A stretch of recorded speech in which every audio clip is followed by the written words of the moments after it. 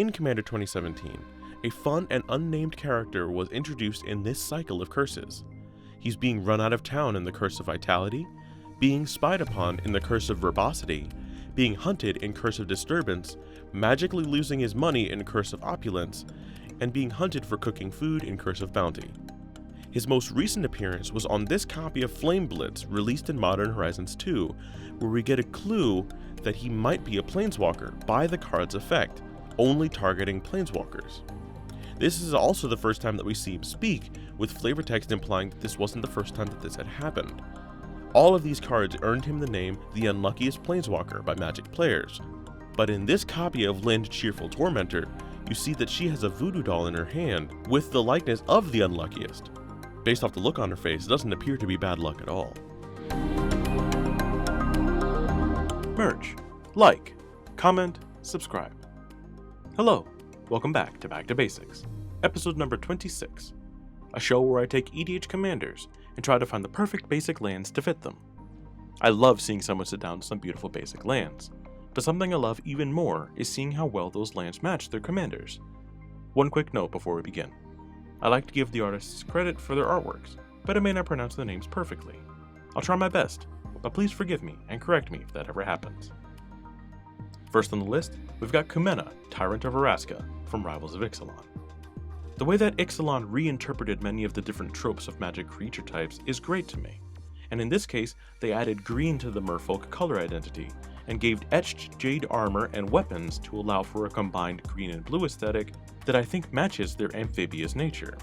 So in essence, I wanted to show off the artworks and specifically cater to either the Ixalan styling or the merfolk styling of gameplay. Take a look at this island from the Game Night promos that has a beach that looks like it's covering some ancient ruins. Discovering ancient cities is a rather big part of the Ixalan lore, and pairing it with this forest from Ixalan, illustrated by Raul Vitali, that I think matches so perfectly it had to be brought up.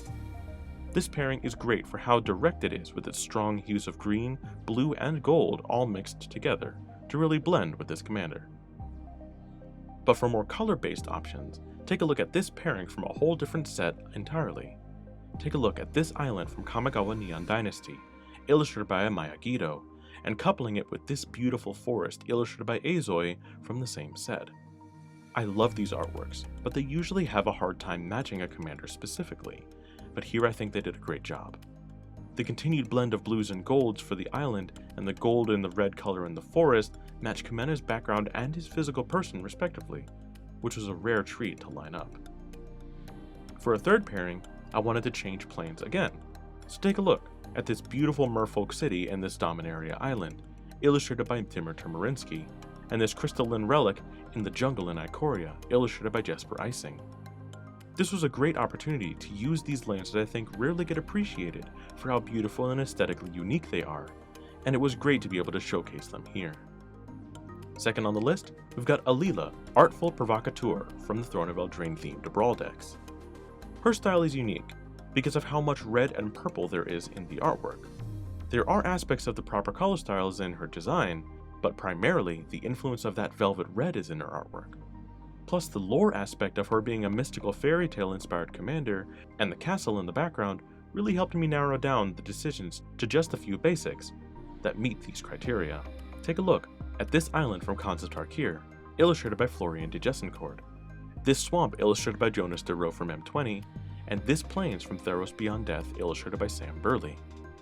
These, I believe, really encapsulate that purple hue in all of her artworks, and also act as a mystical fairy tale style of design, which ultimately makes a very captivating lineup when lined up to display.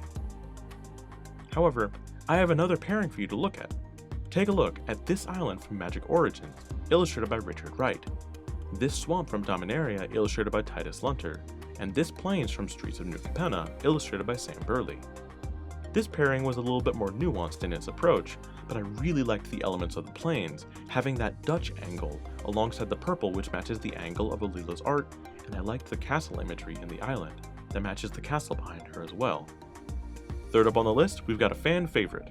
It's Yawgmoth Thran Physician from Modern Horizons 1. This card is stunning. Yawgmoth's legacy is far-reaching, but the person of Yawgmoth didn't get an actual card until just recently, and they didn't disappoint, The deep reds and the stylized Thran crystals in the foreground place this image of him right when he was a burgeoning, ambitious young scientist. But I'm excited to show you these 5 different swamp arts for you to consider. Take a look at this swamp from Kamigawa Neon Dynasty, illustrated by Shia Nanahara, that accentuates the red hue, or this swamp from the Magic Premier Shop promos, illustrated by John Avon, that shows the destroyed, desiccated wasteland that Yawgmoth's influence leaves in his wake. Or you could consider some more budget options, like this very grim-looking swamp from Avacyn Restored, illustrated by Young Park, or this gorgeous full-art swamp from Dominaria United, illustrated by Magali Villeneuve, that I think matches his lore if not necessarily his color schemes. But finally, I think my favorite one of the bunch would be this swamp from Streets of New Capenna, illustrated by Matteo Bassini, that accentuates the elegance, deep red hues, and opulent splendor that Yawgmoth surrounded himself with, and would look truly amazing when lined up with him. But all of these look great for different reasons, so feel free to pick and choose whichever one you think looks and feels the best. Fourth up, we've got Chishiro the Shattered Blade from Kamigawa Neon Dynasty. The things that stood out to me about Chishiro's artwork were his shapes and bright pastel colors. A lot of geometric and sloping blocky shapes of his armor and the pieces of his sword unite to create a high contrast, colorful artwork that looks similar to video game splash art. And I think I found the perfect initial pairing to go with him.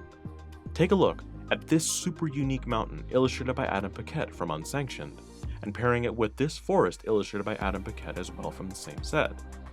I loved this pairing because it feels like these artworks were almost designed for each other. But if you were looking for something more budget, take a look at this second pairing for your review, that follows his themes more than his artwork directly. Take a look at this mountain from Jumpstart, illustrated by James Pegg, and this gorgeous forest, illustrated by Alexi Bricklot from Plane Chase. These lands are amazingly high contrast, and they emphasize the bright orange-red color that illuminates Chishiro's sword, which I think works very nicely together. And finally on this list, take a look at Aurelia Exemplar of Justice, another Boros commander that fits the red and white aesthetic very well. Aurelia's artwork is deliberately hazy because of the sunlight streaming across the frame and coming in from above her. That, combined with the symbolism of the Boros Legion from Ravnica, clearly displayed in the background, made my selections for her very specific. Take a look at this plains illustrated by Yang Hao Han from the Boros Guild Kit, and this perfectly matching mountain from the Boros Guild Kit as well.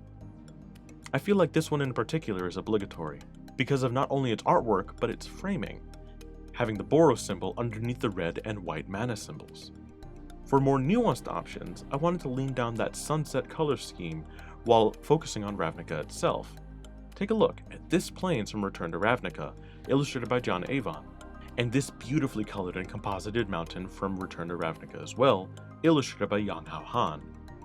My favorite part of this pairing was the mountain, which has a captivating scene framing that features mostly the pale gold sky. And for a third pairing, I wanted to offer you some selections that were not necessarily Ravnican inspired, but matched color-wise. Take a look at this plains from M10, illustrated by John Avon, and pairing it with this mountain illustrated by Nils Hamm from the Game Night promos. In many ways, this is my favorite pairing of the group, because of how much I personally like these two iconic and very accessible artworks that have been used in many sets in the past. But there you have it. 5 more commanders sorted for which basic lands I think match them best. But I want to see what you think. Tell me which commanders you'd like me to try and pick up basic lands for. Comment below and let me know. And have a great day.